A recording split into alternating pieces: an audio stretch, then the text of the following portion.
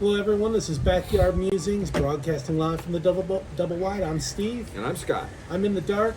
I'm in the light. In the light. Yeah. The sun is weird. I don't know. Maybe we should broadcast somewhere else. I don't know.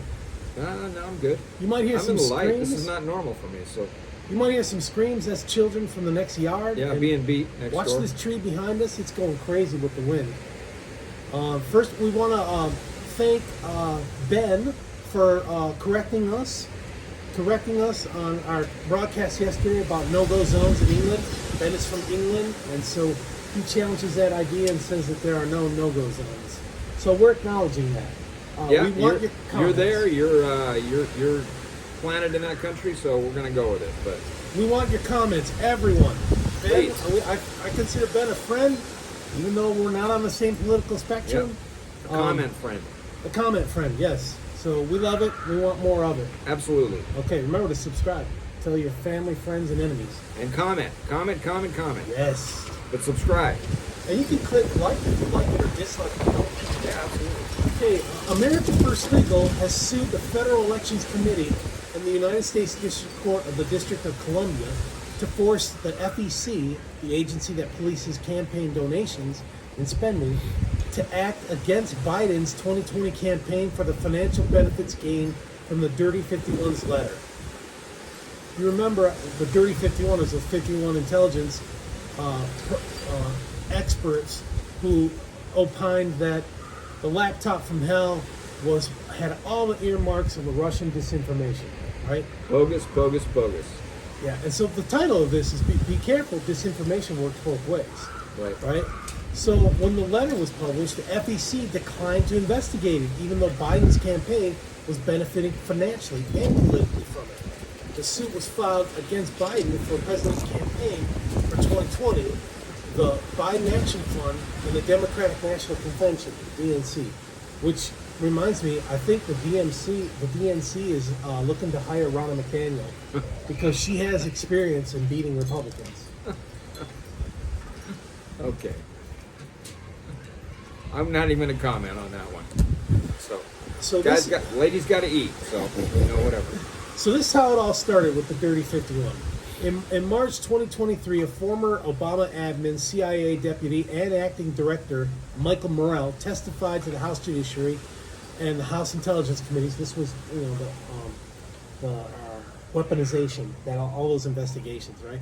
On October 17th, 2020, that Antony Blinken, then a campaign staffer, now the Secretary of State, contacted Morrell to discuss drafting a statement to attack the Hunter Biden laptop story published by the New York Post.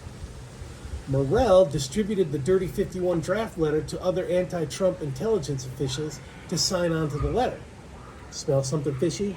The New York Post, not to be confused with the New York Times. Yeah, that's a rag, the Times. Right. And so what immediately comes to my mind is that a campaign is getting help from an administration to help, So I don't know if they can do that, the Hatch Act.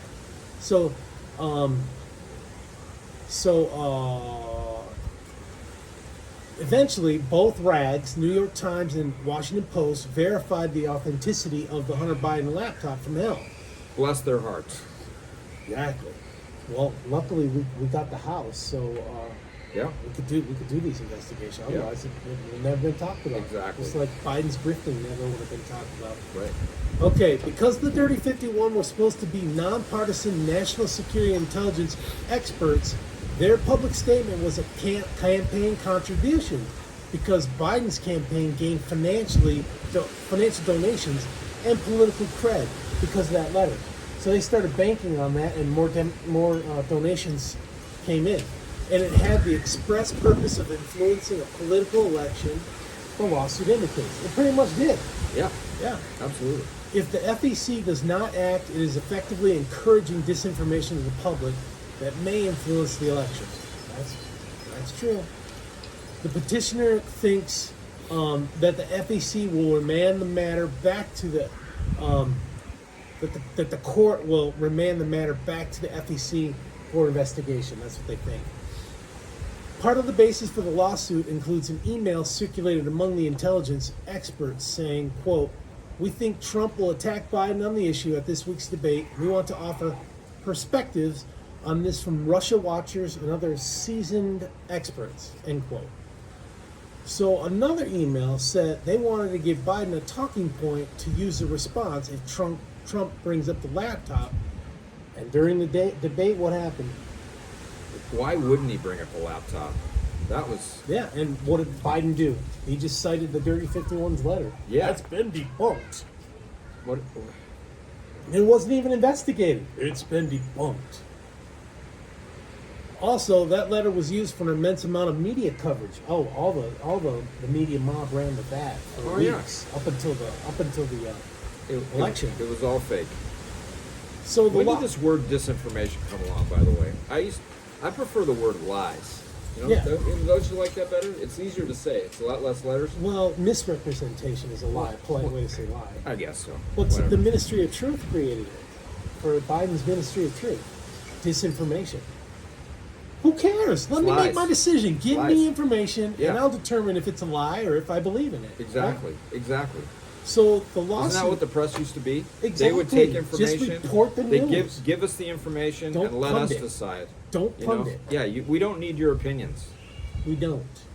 So the lawsuit also references a survey that found almost 4 out of 5 Americans who followed the Hunter Biden laptop scandal thought that honest news coverage would have changed the outcome of the election. Hear, hear. That survey by Technometric Institute of Policy and Politics was released in August 2022. The FEC has 60 days to respond to the lawsuit. So, what do we think? I think the FCC is just as bad as the liberal media. You know, that's what I think. I don't think they're going to do anything. No, I don't. You know, it's. Well, they're going to just tie this up, and it's just going to go away. Can it be proven that they got financial help from the whole thing? The question is, does anybody want to prove that?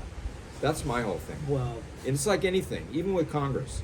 These guys really want to take this stuff to the wall and get it taken care of. And we've been talking about this junk for years, and nothing happens. Nothing gets done. It's just blah blah blah blah blah, lip service. It's true. You know, it's like they job security. And man, you know, if it was you or me breaking the law, would you get the same kind of lip service? No, we would say, you know, hands behind your back. If my last name was Biden. Yeah, I guess. I don't know. I'd change my name if it was. So anyway, not too fired up about this one, right? But so D.C. District Court is a liberal court. It's a very liberal court. So roll the dice. Anything could happen. They could just say, no, we're not going to look at it. Yeah, that whole D.C. area. Have they ever had a right Republican mayor in that area, or maybe I don't know. Ago, maybe. Yeah, founding fathers, maybe. I don't know, but it's Republicans. For as long as my lifetime, the Republican Party came after the Civil War. The would-be founding fathers. Yeah. But maybe right wing, in the 19th century. Right, at least right-leaning, conservative. Yeah. Conservative. But certainly not in the 20th I don't even know if I really relate to the Republican Party anymore. I'm more of a conservative kind of guy. So anyway, because there's a lot of rhinos, Republicans that are not conservative. You know, we were talking before about the possibility, how great it would be to have I think how great it would be to have a 3-party system, 3 legit parties that have distinct and different. The Democrat Party has lurched to the left, and the Republicans have kind of gone to the right, so that leaves something in the middle. I myself am a modern Whig. The Whig Party is like central. It's like limited government, strong defense, states' rights. That's pretty much the 3 platforms that it kind of libertarian, right? Libertarian, kind of, yeah. And so the Whigs discontinued right before the Civil War because most of them were Southern Democrats or Southerners, and that's how the GOP came in after the Civil War. Okay, speaking of that, we were talking about another scenario that might happen if a third party takes electoral votes if one candidate doesn't get a majority, which is 270 electoral votes, then the electoral process is set aside, and it's up to the House of Delegates from the House of Reps to select the president, and they vote as a state delegation, and they don't have to vote according to the electoral process. So if there's 5 Republicans and 4 Democrats from a state, they're probably going to vote Republican. You know what I mean? And then the Senate will vote to select a vice president. Crazy. Let's hope it doesn't get to that. So they would need 51 votes. I don't think there's 51 Democrats, but Sinema and Manchin could go either way. They could, yeah. Manchin's been pretty squirrely lately, so he's although he has said he doesn't want to get reelected, he's not going to go for reelection. He might have a re-election. vendetta from them not honoring what the Dems, Schumer saying, yeah, we'll take care of you, and they didn't. They did not. So upchuck. Yeah. I don't know. It's well, but then again, the new ones get sworn in on January 3rd. I don't think Manchin's leaving on January. Okay, all right, yeah. Yeah, he's got another. There might be new. The Senate might have switched to Republican. Could happen. So, yeah, let's hope so. Okay. Your vote counts, like we said before. Your vote counts. All right. It's our money. Help stop the shenanigans. Vote them out. Absolutely. All right. Let's Thanks take for control joining of our us. money. Thanks for joining us. We appreciate it. We'll see you on Monday. Have a good day. Thank you.